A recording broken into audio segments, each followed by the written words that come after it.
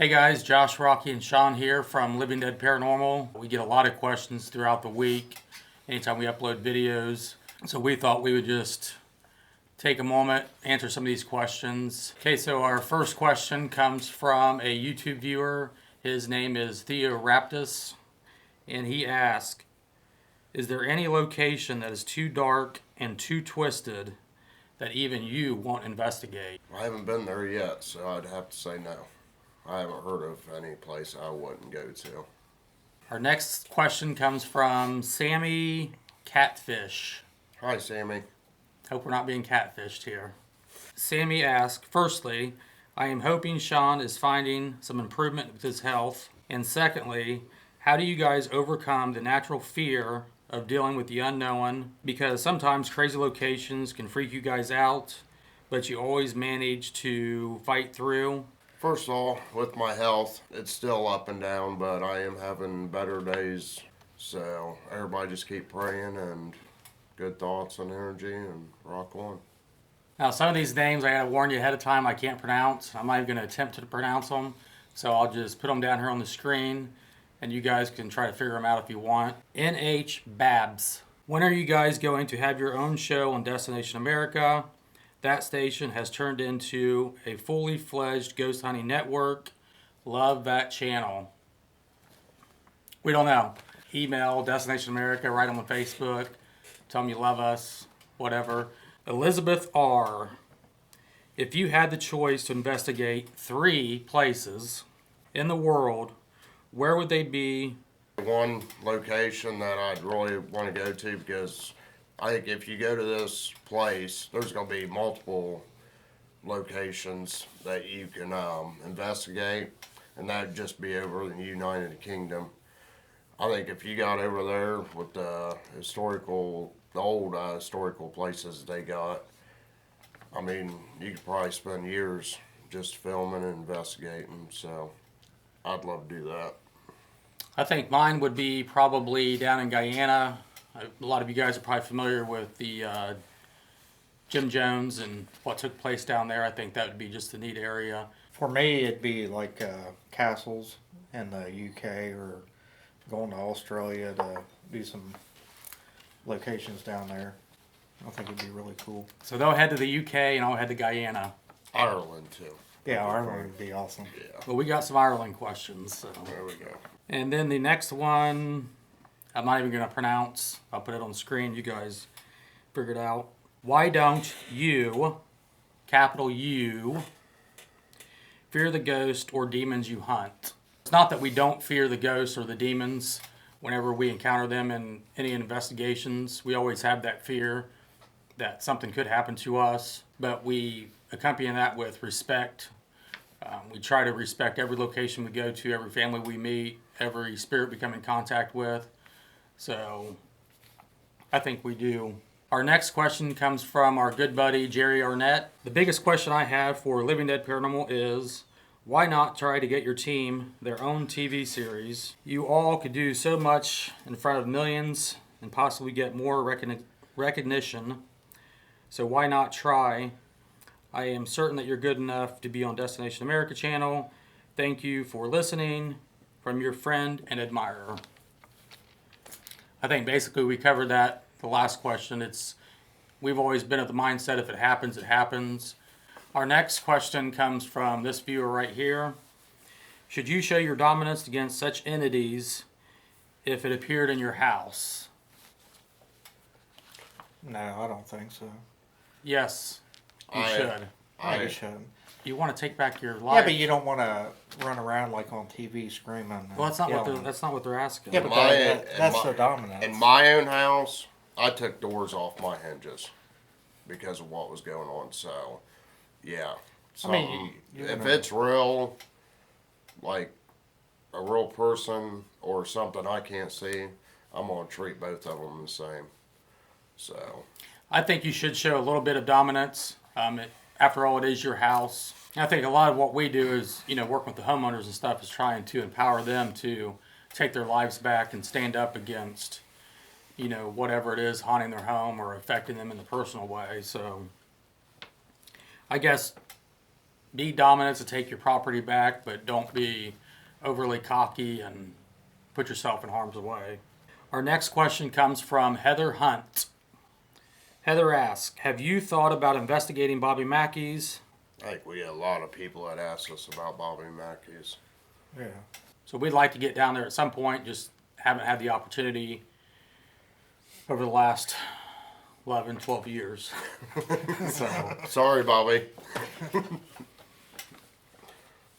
Steve Mitchell, nickname must be Smitch. Do you still have an attachment right now? I don't think that we necessarily had, quote unquote attachment.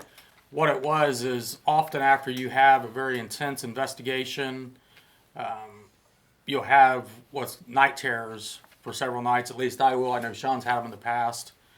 Where you just have wicked, crazy dreams and just have weird things happening. But I don't think any of us have had an attachment.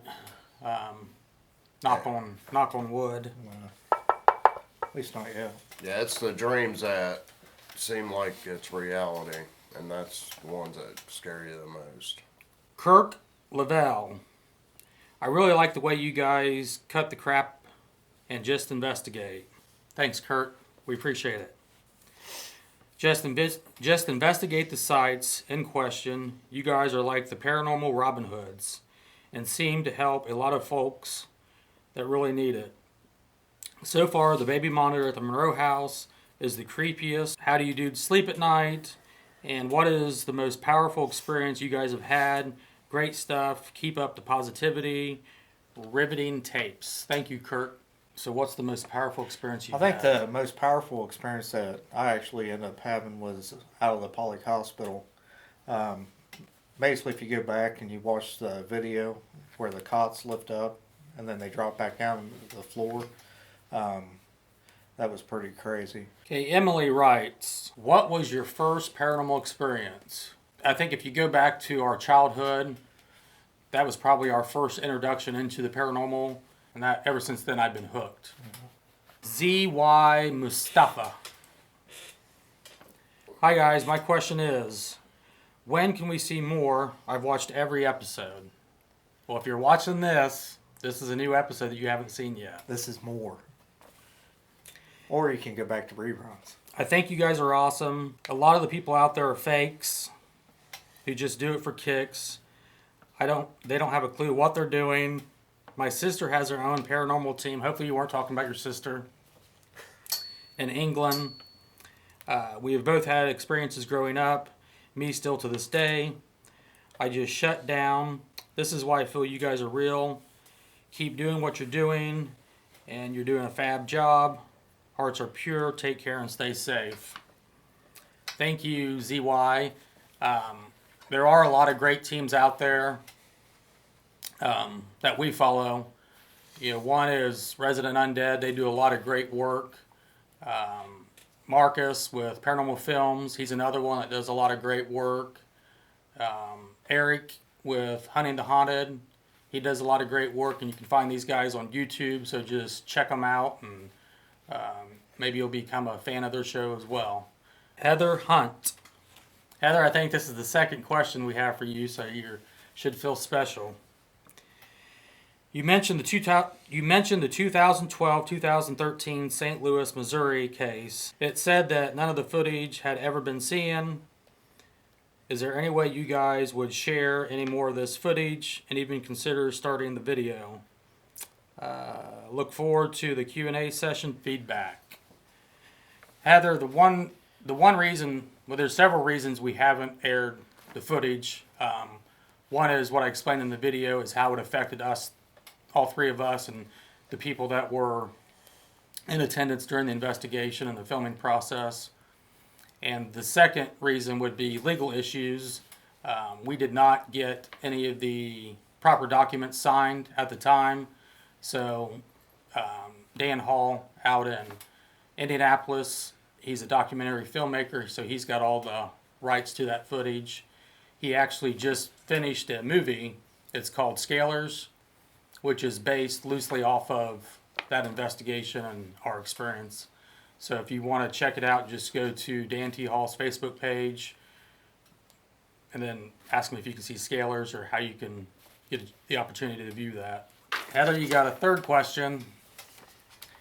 Will you guys have any public investigations? If so, when and how, and can I stay updated? Second, ever thought about investigating the Golden Lamb in Lebanon, Ohio? Thanks for having this Q&A session. I have so many more, but I'll wait for the next time, which you should because you've had 3 questions already. Early on, Golden Lamb was one of those locations that we wanted to get into. Things kind of fell through and we never made it out to investigate. I don't even remember why. And it's kind of just something that we really haven't focused on lately. The last several years we've been focusing on working with families and helping families and bringing them answers and getting closure. So that's really been our main focus. As far as the public investigation, in the past we've tried to do those a couple times a year. We really haven't had time. We did one last year at was that West Virginia Penitentiary? Yeah, West Virginia Penitentiary. Had a great turnout, captured some great evidence. I think this summer we should try to do some public investigation. We'll keep everybody up to date. And Jason Bacon. I'm going with Bacon. Bacon. Hey Josh, just wondering when we can expect more material. We hope to have our next video up here pretty soon. It's with the family that we worked with out in Indianapolis. It's got some crazy stuff that happened, and not just paranormal. You guys will see. I'm going to play you a clip for the trailer right now, and you guys can take a look at it. I started noticing black shadows, voices, always feeling like something's kind of weighing down on top of me. What the hell is that? You'll hear people talking that's not there, or you'll see black shadows walking down the hall. They did come out to bless the house and say prayers, and they said that the atmosphere and the presence was too strong. So he said it looked like I levitated, and he said he heard my feet like hitting the ground really hard. They gave me a little vial of holy water and told me to call a priest. If there are any spirits inside this house right now, we call on you to come forward and make yourself known. My kids are experiencing it. They're scared to sleep in their own room. They're seeing black shadows in their room. There has been a lot of murders and stuff in this area. With each other. I said, they're crazy. Was it a gunshot? We turn now to more breaking news as police investigate on the northwest side at an apartment complex. After something hit me over there, I keep getting this sharp pain in my back. Police have canvassed this apartment complex, talking to potential witnesses. Several residents who said that they did hear gunshots.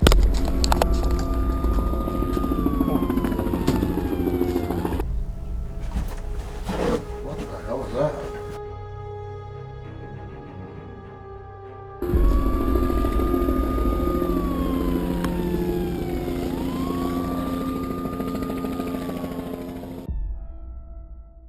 Red bloody tape. I'm not even going to ask about the name. I wonder if you guys could elaborate a bit on the 2012 demonic case you referred to in your previous video. I realize there's probably a good reason for not releasing the footage.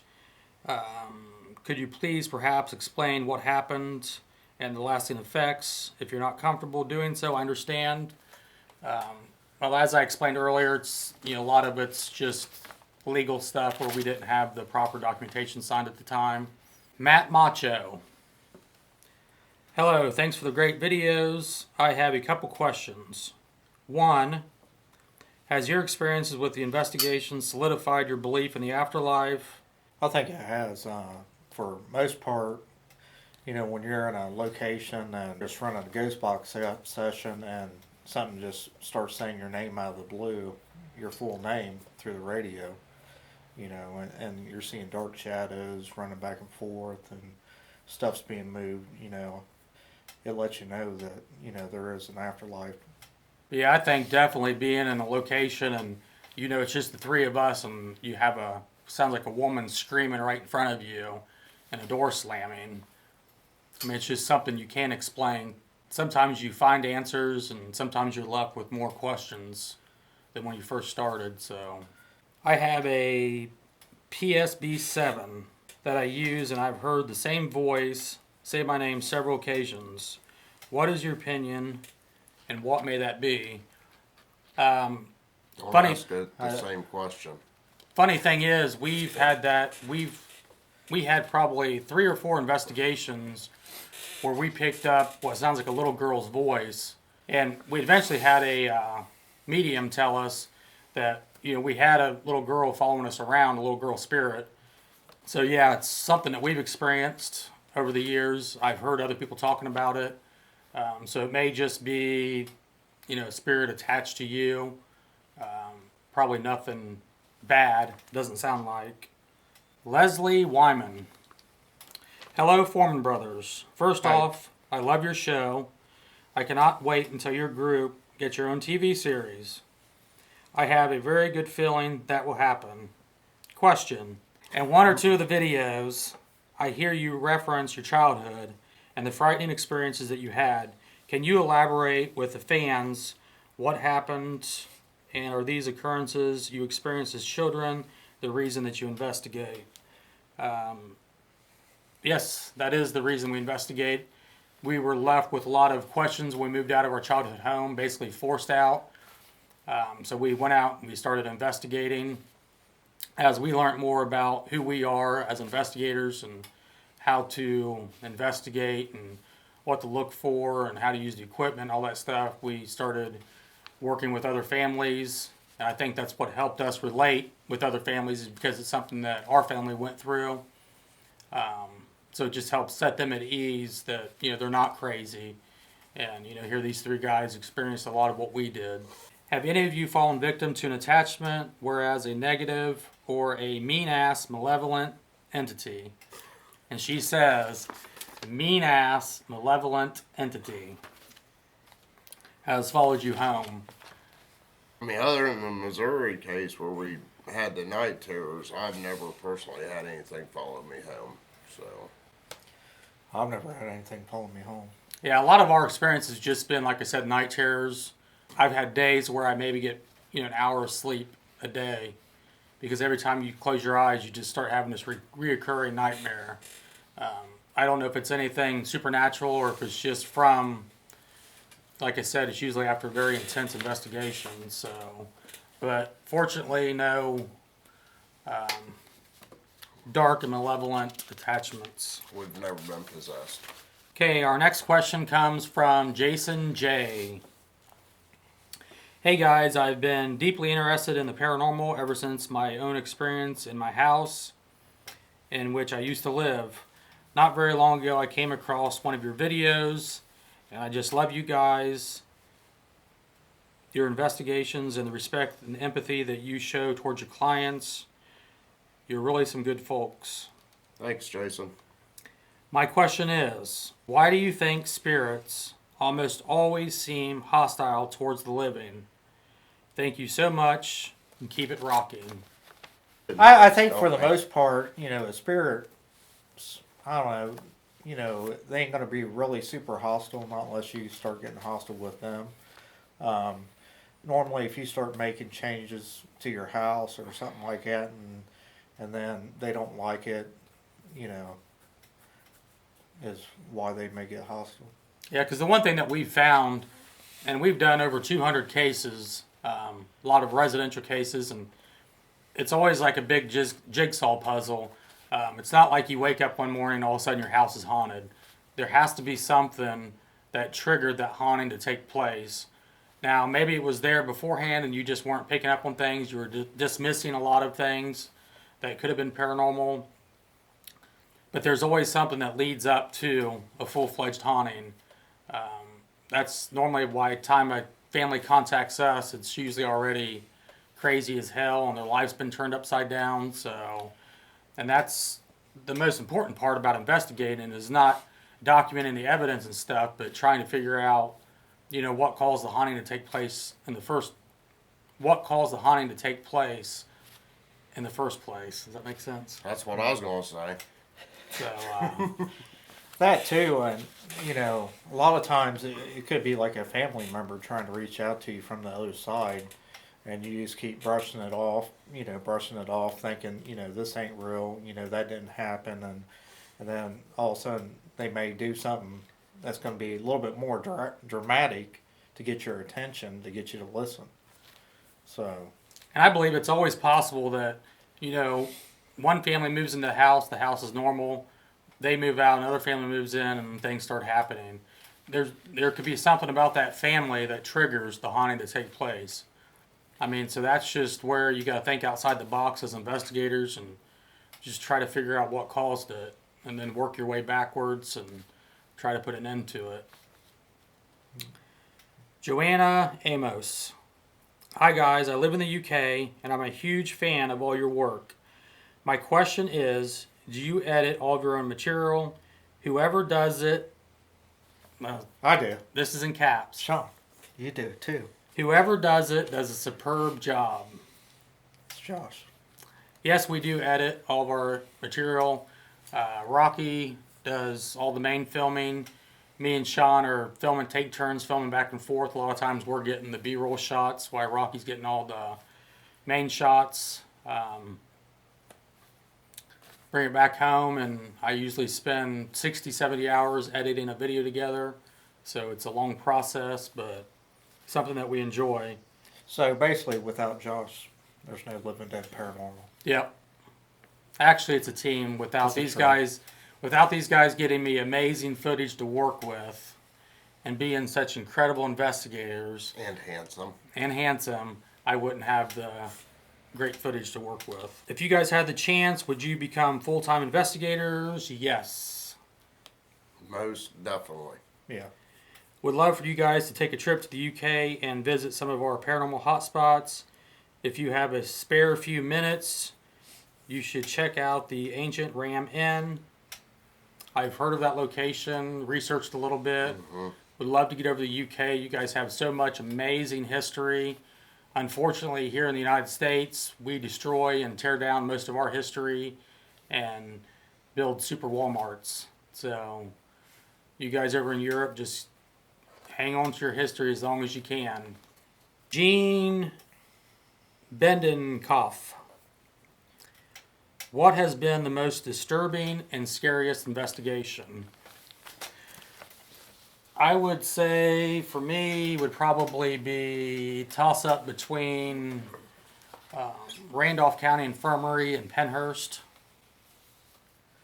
Mine would be Penhurst and the Pollock Hospital. I think we've done some. And the Monroe House. That place was awful. I'd have to really say, Penhurst was really scary, but we've done some family homes that's honestly may have been more crazier than that. And I think we forget about some of them just because they're not big locations. So I think what makes, like you were saying, the residential cases, what makes them, I think they affect us more than a lot of your mainstream reportedly haunted locations, because there's actually people involved. Well, you got more of a connection. Yeah, because, we go and we spend days and days and days with the families, and, we'll interview them for hours, and you learn about their likes and dislikes and learn, get to know their family. So we get more of the emotional attachment through that. So W.H. Gale, not even going to try to pronounce your last name. I'll put it on the bottom of the screen. First of all, I love you guys. I have pretty much seen all paranormal videos on YouTube and programs on TV. Tons of different investigation teams. You guys are by far the best out of all of them. Thank you. So, you guys seem to be good at getting rid of evil, negative, inhuman entities. Why isn't there another team out there that can get the job done? We don't really... I don't know that there aren't. I'm sure there's a lot of teams out there that work with families and do good work and get rid of entities. They may not upload their stuff to YouTube.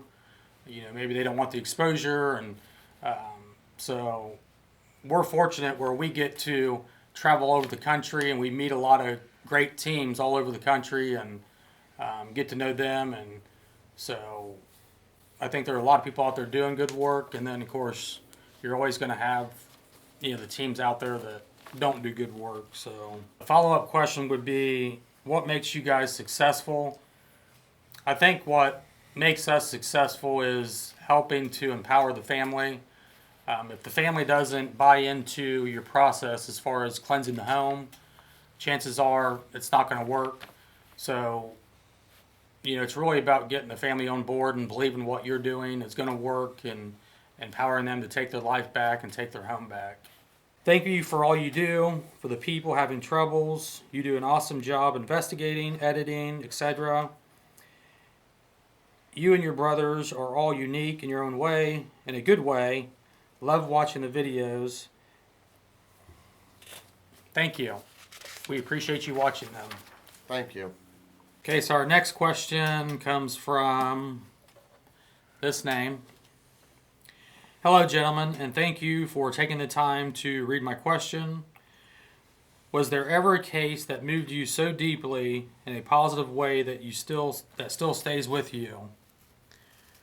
And what was the lasting effect that you had? I think for me it was the Ray family. When Josh actually played back the clip or the voice recorder of her husband saying, "I love you." I agree with him. Lee Ramsey. What I would like to know is, have you ever considered on upgrading your equipment, because the baby monitor can pick up radio traffic from CBs and such? Has anyone in the group ever considered taking a demonology type studies? None of us has ever considered taking any studies in demonology. Naturally, we all research. We're constantly, anytime we have any spare time, researching the paranormal. So it's something that we research, but as far as getting a certificate, it's not something that we've ever wanted to do. As far as the baby monitor, I agree with you 100%. It's hit or miss when you can use it. We've had locations where we immediately pick up, another baby monitor, and you can clearly tell if you hear people talking on the other end, having a conversation, or hear truckers talking, driving down the road, that it's not going to be a useful piece of information.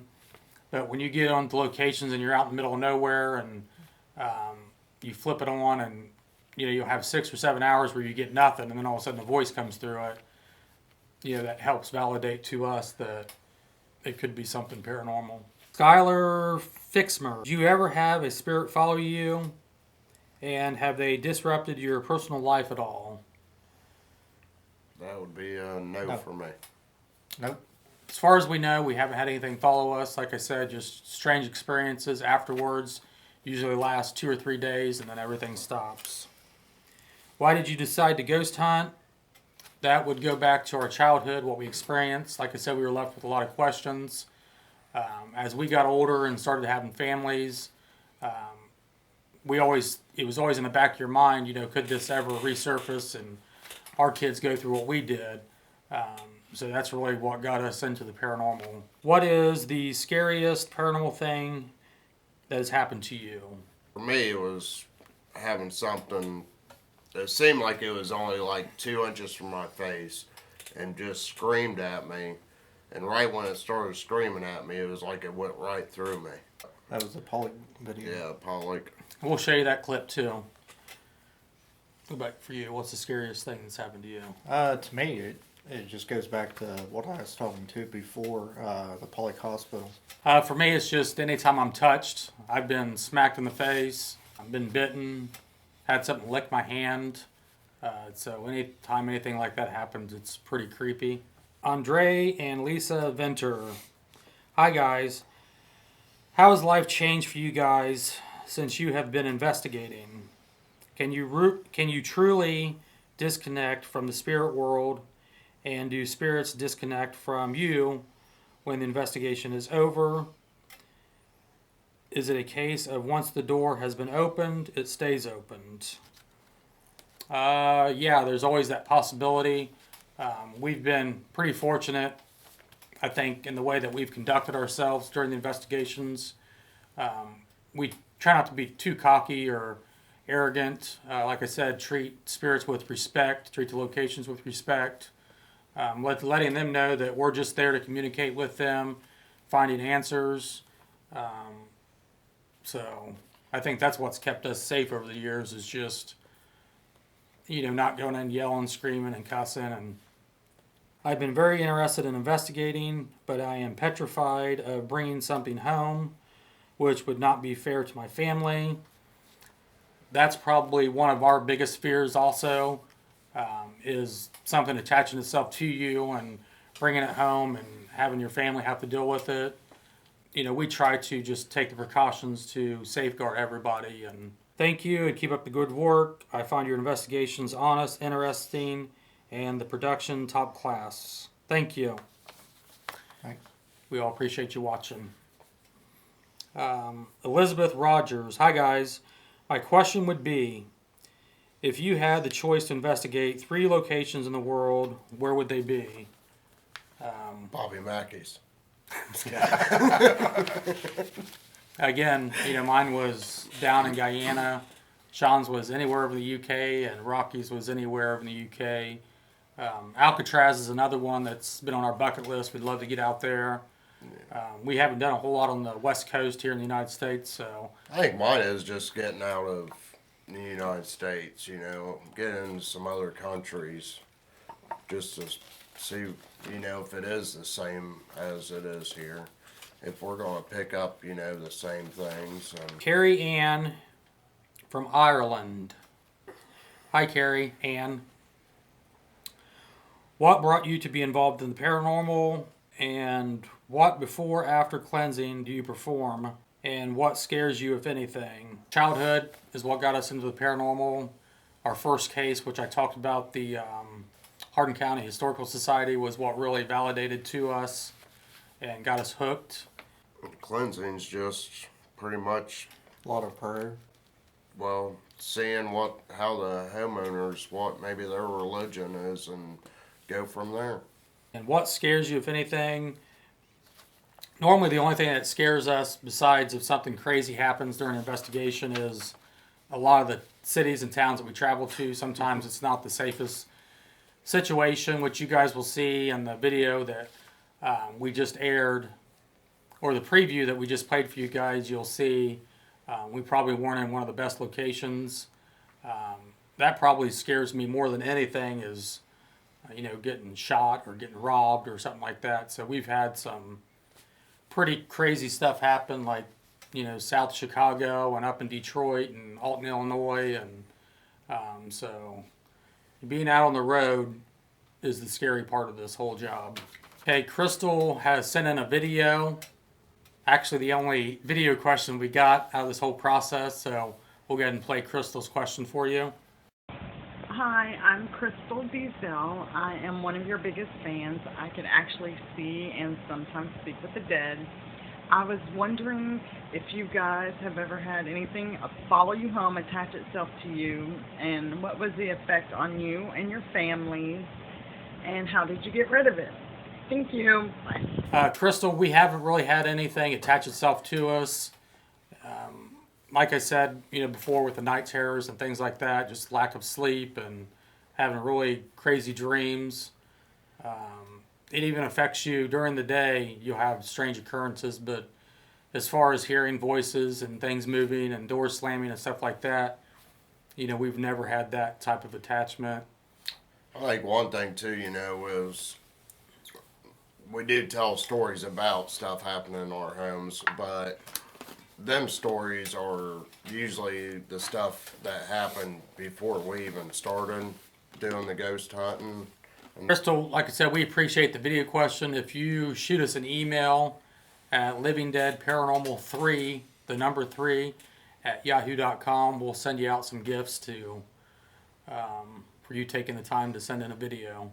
Okay, so right now Rocky's got some Facebook questions. We'll try to zip through these pretty quick because I know you guys are, I don't know how long this has been, but our first question is from Pat Homan. When are you guys going to show us the new video? I am jonesing here. You're going to be jonesing right now. Pat, we will have the video out by next Friday. John Cool, what is your favorite spirit box that you like to use? The spirit box that we use is actually made by a guy from the UK, Steve Morgans. I think it's Southwest Ghost Hunters UK. We'll put the Link right we'll there. put the link right down here. Right there. He's got all kinds of equipment. He builds a lot of the equipment that we use. So we appreciate you taking the time and sending it over to us. It's been very valuable to us as far as documented evidence and finding answers to help families. Carrie Littleton Steelman, where is your favorite location that you've been to? I'd still have to go with Penhurst. That and Waverly. Both of them, it's hard. Mine would be Penhurst and the Randolph County Infirmary. I say the Randolph County and Penhurst. Amy Harrod? Sorry, Rocky's screen's cracked, so I'm trying to read through a crack in the middle of your name. What was your most scary spirit encounter, and where was it? Will your video be posted here on Facebook, and when? Thank you for the amazing work you do. Thank you, Amy. Scariest spirit encounter, I would say Pollock Hospital. Pollock Hospital, and the basement at Penhurst was pretty creepy. And yes, we will post the video to Facebook. Michelle Lemire, what is your favorite piece of evidence that you have captured? Mine would be again, at the Pollock Hospital, but me and Rocky's cots both lift off the ground and slam back down for me. I'd say that and the Ghost Box session from the Panzerottis. Yeah, that's pretty cool. That was a good one. Shirley, where would you guys like to do an investigation if you could pick anywhere? I think we covered that. A castle. You know, these guys want to do UK. castles and Guyana, Alcatraz. Anywhere we haven't been. Hillview Manor is another one I'd like to get into as far as the mainstream investigations. Peggy Lawrence, does what happened to you guys when you were children got you into investigating the paranormal? Yes, it did, Peggy. Yes. Played a key role in getting us into the paranormal. Christine A. Bird, would you guys ever come to Canada to investigate? Yes, we would love, love, love, love to get up to Canada to investigate. We're all outdoors people and can't get much outdoors in Canada. I think Canada's got a lot of neat, rich history. And I want to go over to the African wildlife safari over there. What the hell's that got to do with investigating? I don't know. I just had to say it. So Sean wants to go on safari too, which you can't do in Canada. Yeah, you can. But yes, we would love to get up to Canada. Just get me and Sean tickets to the safari. We've got a very good friend of ours, John Day. I think he lives up in Windsor, Ontario. So shout out to John. Maybe you and Christine can go out on an investigation or something. But yeah, if we're ever up there, we'll let you know. You can show us some cool places. Diane Grow, how long have you guys been investigating the paranormal? It's basically since we've been kids, we've been going into abandoned places and stuff like that. As a team, we've been doing it since '06. Spirit ever followed you guys home? No. No spirits have followed us home. Connie Cruz, St. Peter's. Did you guys get rid of the ghosts in your house? Yes. Yes, Rocky got rid of the ghost in his house. I got rid of the ghost. Wildlife. Lion safari. Okay, let me see it. I take it back. There is an African safari in Canada. I take it back. You're on Kimberly. Kimberly Gibbs. What is the best advice you guys give the people who ghost hunt? What is the most unforgettable investigation you guys have done to date? Hello from South Australia. Basically, just be yourself and be normal. And treat the spirits with respect. Yeah, respect would be the key thing, I think, is, you know, regardless of where you're investigating, if you're helping a family, always put the family first. If you're just investigating a location to document evidence, just always be respectful of the location, respectful of the spirits. That's my biggest piece of advice, and just be who you are and be true to yourself and always tell the truth. And just talk to him like you're just having a conversation with your brother. Ashley Ali, any thoughts of investigating New Mexico, particularly Albuquerque? I don't know that we've ever thought about that or actually heard of any locations. If you got any cool locations in that area, just shoot us an email and let us know, and we'll look into it. William Sarabo, come to Fort Mifflin in Philly, maybe more haunted than Pennhurst. William, send us some information on that, and we'd love to look it up. I would say if a location's more haunted than Pennhurst, it would have to be fairly crazy. Angie Butcher, Dale and I are having a wedding in October. He always talks good about you guys. Congratulations. He has met you, but I haven't. So I just thought this would be an awesome wedding gift for him. Dale Butcher, I love you with all my heart. Dale Butcher, we appreciate you taking the time to watch our videos and follow what we do. We want to all say congratulations on your wedding. Congratulations. Congratulations. Angie seems like an amazing woman if she would go out of her way to send us a message to plug your wedding. So from the three of us and our family, we'd like to congratulate you guys on your wedding and wish you a very happy life together.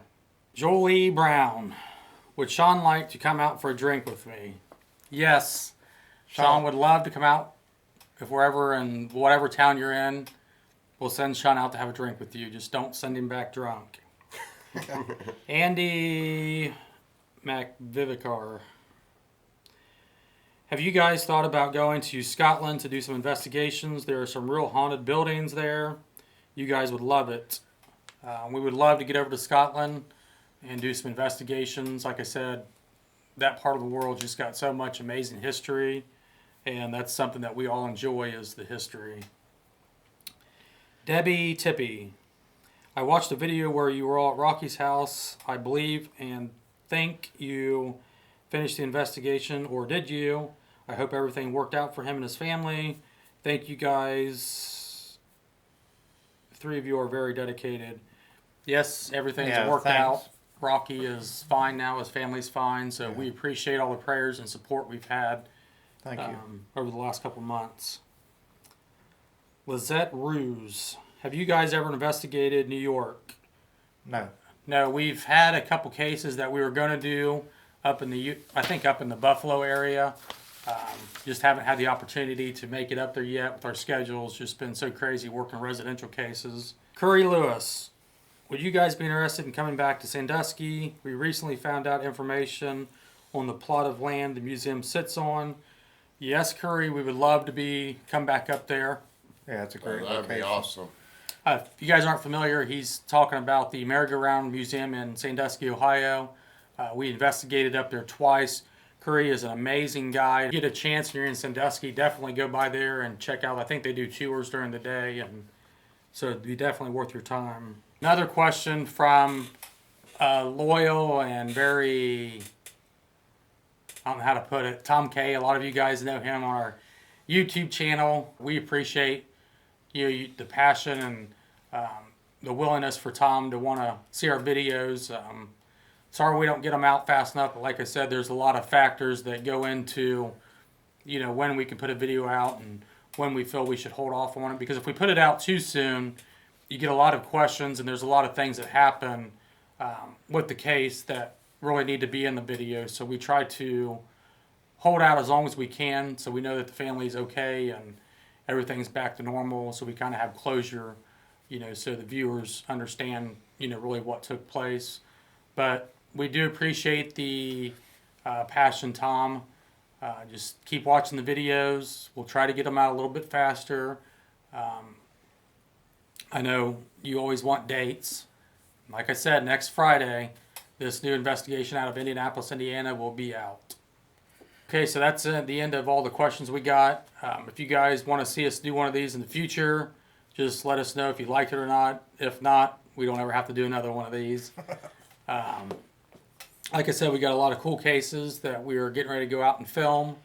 And we got one that we just wrapped up the whole editing process, and we'll have that up by next Friday. we would just like to personally thank each and every one of you for taking your time out of your day to sit down and watch our investigations and watch the videos. Not only do we appreciate it, but the families who agree to share their stories. Appreciate you guys taking the time to watch it and to leave your comments and your feedback. And to pray for them. A lot of people give prayers for them. So you guys have all, in your own way, been very instrumental in molding us as a team and as a group. So we just wanted to mainly just take the opportunity to say thank you. We appreciate everything and hope that you guys continue to follow and support us down the road. We got some pretty cool things coming up in the future. So, peace out. Thanks. See you.